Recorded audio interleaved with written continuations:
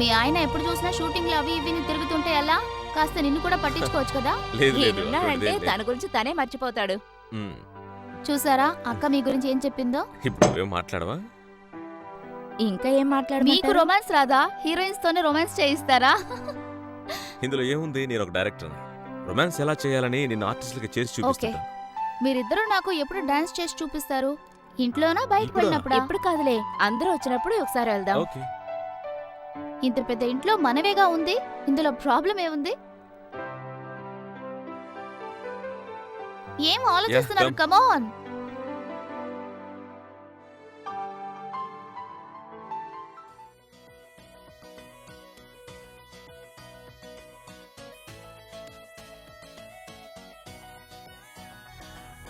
వద్దు, carry on please.